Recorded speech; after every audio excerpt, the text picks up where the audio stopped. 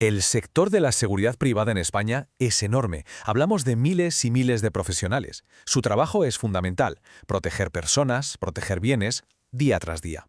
Pero claro, en ese día a día surgen situaciones, preguntas que, a pesar de ser clave, muchas veces siguen en el aire, generando dudas y, cómo no, debate. Pues bien, hoy, desde el Movimiento Nacional de la Seguridad Privada, vamos a meternos de lleno en una de esas cuestiones. Y no es una cuestión cualquiera, es una de esas que de verdad puede marcar la diferencia entre una actuación impecable y un problema muy serio. Vamos a analizarlo. Y aquí está la pregunta del millón. ¿Quién puede dar órdenes operativas? A ver, seguro que más de uno se le ha preguntado alguna vez en mitad de un servicio. Es que la respuesta no es solo importante, es que es absolutamente crucial. Estamos hablando de proteger el puesto de trabajo. Y ojo, la responsabilidad legal de cada profesional.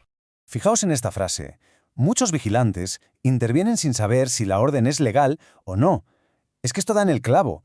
Refleja una realidad que, por desgracia, está muy extendida.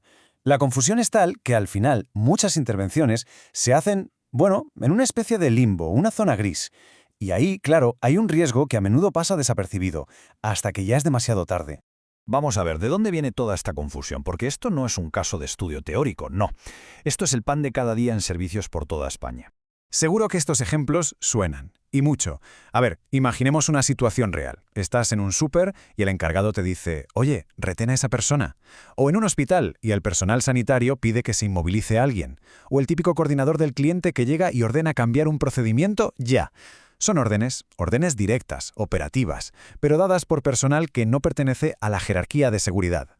Y ojo, que aunque últimamente se ha hablado mucho de este tema por casos concretos como el de Renfe, es súper importante que quede claro que esto no es un problema de un cliente o de un servicio en particular, que va. Esto pasa en centros comerciales, en hospitales, en fábricas, pasa en todas partes. Es, digámoslo claro, un problema sistémico del sector. Vale, hasta aquí el problema. Pero ahora vamos a lo realmente peliagudo. Cómo este dilema del día a día se transforma en un riesgo profesional de verdad, muy real.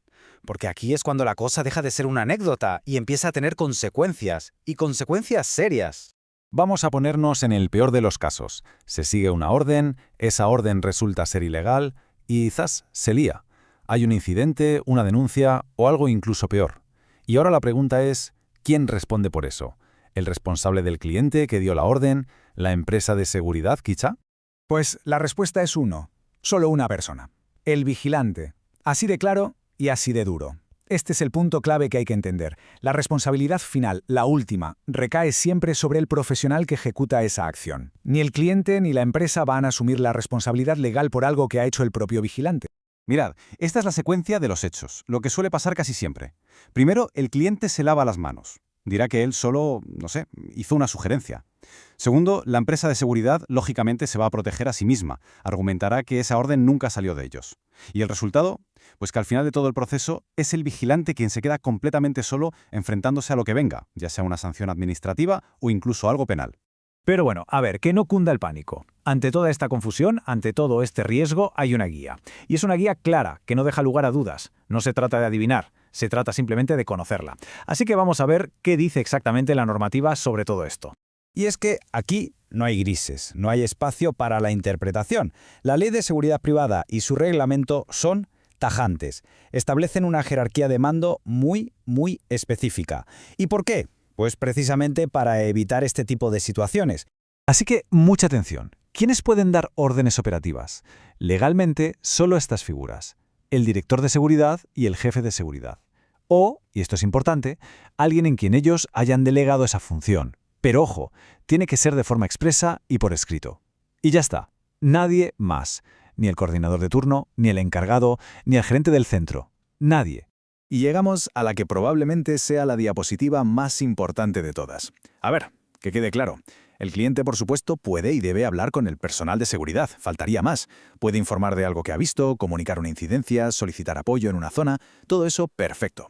Pero, y aquí está la clave, hay una línea que no puede cruzar. Y esa línea es la de decir cómo hay que actuar. No puede dirigir la operativa, no puede cambiar los procedimientos sobre la marcha y, desde luego, no puede dictar cómo se debe intervenir. Ahora, una cosa muy importante. Saber todo esto no es para buscar el conflicto, para nada. No es un arma para enfrentarse al cliente. Es justo lo contrario. Es la base, la herramienta fundamental para poder actuar con la máxima profesionalidad. Esta frase lo resume perfectamente. Esto no va de enfrentarse al cliente, va de trabajar con criterio. De eso se trata. El objetivo no es plantar cara y decir no porque sí. Se trata de algo mucho más profundo, de entender cuál es la función de cada uno, conocer los límites que marca la ley y operar siempre dentro de un marco que sea profesional y seguro. Seguro para todos. En definitiva, si nos tenemos que quedar con una idea, que sea esta. Trabajar con criterio es en sí mismo una forma de seguridad. Conocer la normativa es la mejor herramienta de autoprotección que tiene un profesional, porque al final protege al vigilante, sí, pero también protege al cliente y protege a la empresa.